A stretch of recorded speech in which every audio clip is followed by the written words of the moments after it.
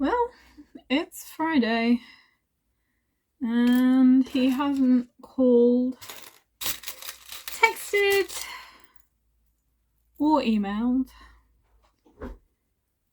Who, you ask? Who?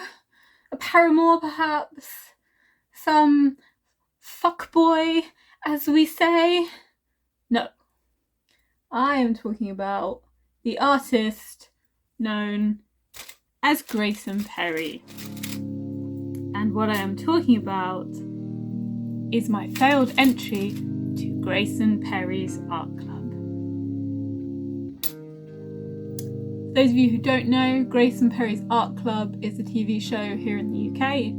It started last year at the start of lockdown, where basically Greyson said, hey, let's all do some arts and crafts to get us through lockdown, because I'm sure it'll only be a couple of months and then everything will be back to fucking normal, and at the end I'll have an exhibition with my favourite pieces of your guys' work.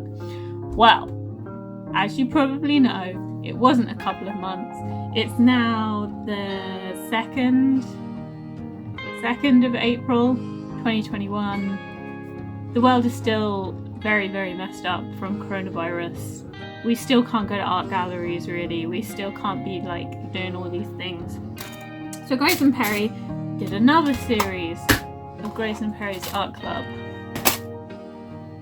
And Greyson Perry had all these themes, and you could choose a theme and enter a piece on that theme. And one of these themes, the last one, the one that's airing in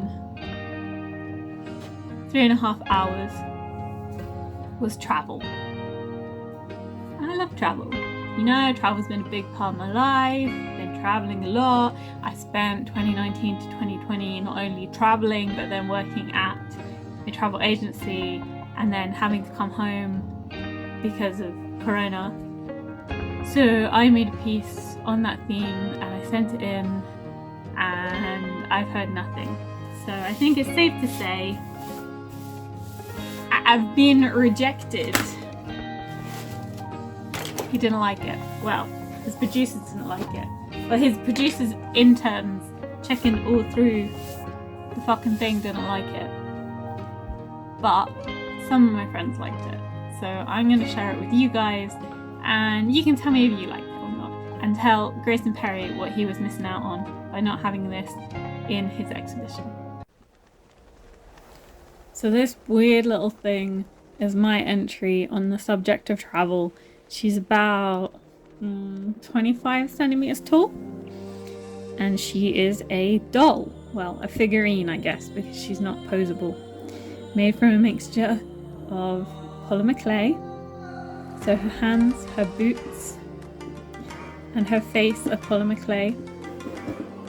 She's got a handmade wig, and she's got her backpack.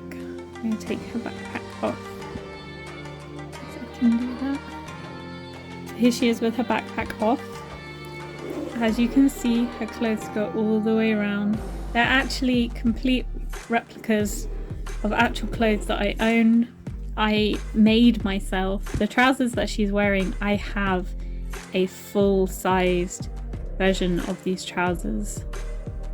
I'll share a photo here of my travel outfit from when I left Japan, and it's basically identical to this, only I gave her a t-shirt that says Yama on it, meaning mountain, and I don't have a t-shirt with any kanji on because I might be a weeb, but I'm not that much of a weeb.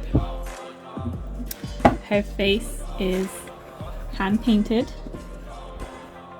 It's like a look of anguish that she's got. She's tired, she's stressed. The whole piece is a love letter to budget traveling, because I don't travel fancy, you know, I travel very low budget. And I think everyone has had this year off from traveling, and you guys have all got caught up in the glamour of traveling. And travel for me is not glamorous. Travel for me is turning up somewhere exhausted, dehydrated, just generally feeling like death warmed up. This is how I look when I travel. I'm just like... Because when you take the coach or you're in economy, you get dehydrated because you don't want to get up every hour to go to use the bathroom, and like coach toilets are nasty, train toilets are nasty. So you show up, your skin is bad, your hair is greasy and bad, you're tired. And yeah, I just really wanted to show that in a figurine, because everyone's talking about like the glitz and glamour of traveling. This is her backpack. So it has, just move her so that the camera focuses better. So the backpack has a little drawstring at the front, just like a real backpack. You know, you might slide your skateboard or whatever in there. It's got a side pocket, and this is a replica of my water bottle. I can even go downstairs and get that water bottle for you. And it even opens up like this. And this is a replica of my yoga mat that I took to Japan. And you can even unfurl it. So, so it's got the texture of a yoga mat as well. If she were a posable doll, I could take her off the base and make her do some yoga on the mat. Just gonna re-roll this.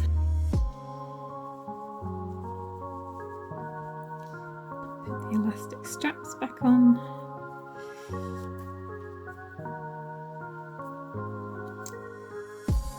And her backpack, again, it's got a drawstring at the top. It's only filled with lightweight packing peanuts because I didn't want to put too much weight on her.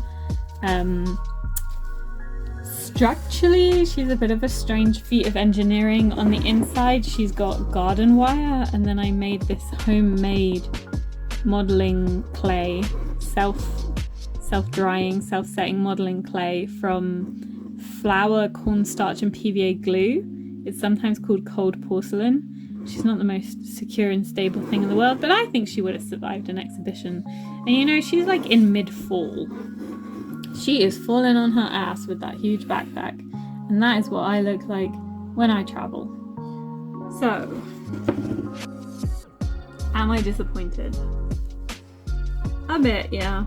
I mean, I'm not gonna lie about it. You know, it would have been fantastic exposure as an artist to have gotten on that show, because if you get in the exhibition, what they do is they have you on a video call with Greyson, and you know, if you're an artist, you can have all your artwork up in the background behind you while you're having this conversation. So I could have had loads of my applique pieces up on the wall behind me, and that would have, you know, that would have meant a lot. It would be really good to get some exposure. Yeah, you know, it's hard to get a break as an artist anyway. Am I glad I entered? Yes, absolutely. I had some really positive feedback from other people about this piece. And I know she won't be to everyone's taste. You know, some people think dolls and figurines and stuff are super creepy and in the uncanny valley and whatever. And I think that too, to some extent. So I don't care if you think she's like weird and creepy. But I really enjoyed the process of making her. I've not done any sculpture for a really long time. For those of you who don't know, I did ceramics at university. And I made figurines in that time, and that was coming up to a decade ago. Let me just grab one from my shelf and I'll show you a bust I did many years ago.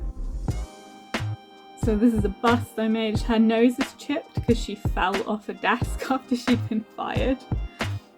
But this is a bust I did years and years and years ago of like a kind of like medieval princess, fantasy queen type figurine. And you know, working on this piece kind of reminded me how much I miss making art like that, making more three-dimensional art. You know, I've been doing these textiles pieces, I've been doing flat textiles work. I'm doing one today actually. I'll just grab it for you. This is the one I'm doing today. So it's a machine embroidery of dandelion. And I love working in textiles. I even loved doing, I'm used to really hate fiddly shit, but I even loved doing the little clothes making exercise for this piece. And so, yeah, I want to do more stuff like that. I want to do more 3D stuff. I'd quite like to go into artisan doll making and artisan, like, I think they call them like art plushies, where they're not really soft toys for cuddling, but it's sort of like, it's more like taxidermy almost, but it's not a dead animal. You're constructing an animal from scratch. And people like use polymer clay to make horns and claws and faces and all kinds of that. So that's something I'd quite like to explore. So I'm really glad in some ways that I had this opportunity to flex those skills, to reconnect with sculpting, and to sorry, my computer's just like, I don't know. Yeah, so I'm really glad I had that chance to reconnect with those skills and, you know, do something different for once. It was really motivating to have a goal and a deadline to work to, because I've basically been free range for months and months and months. My weekend job has finally restarted, so I've been back at work at the weekends for 1 week. But other than that, you know, I get the occasional commission, but there isn't really deadlines and things to work to in my life, and without that structure it can be hard to feel engaged, it can be hard to get on with things, and it's just very difficult. You can very easily get stuck in like the depression swamp. So I'm glad I had that. I am disappointed that I didn't get selected. But, you know, one of my goals for this year is to set up an exhibition for my textiles work. So maybe this is the little kick I needed to go like, okay, well, maybe I'm not exhibition ready, maybe my work isn't that level yet, and maybe there's other things I need to do before I can be having an exhibition or being part of an exhibition. So that's how I'm feeling about that. This is my losing entry to Greyson Perry's art club, piece of pandemic history, a freaky, shitty little doll I made during the 5th, 6th, I don't know what fucking number lockdown we're on anymore, but I made this during it. I'm gonna keep making creepy dolls. I'm gonna keep making weird textiles pieces. Spring has come, so my winter depression has finally like started to fuck off. And I really look forward to, you know, sharing with you guys some of the art stuff I'm gonna be getting up to.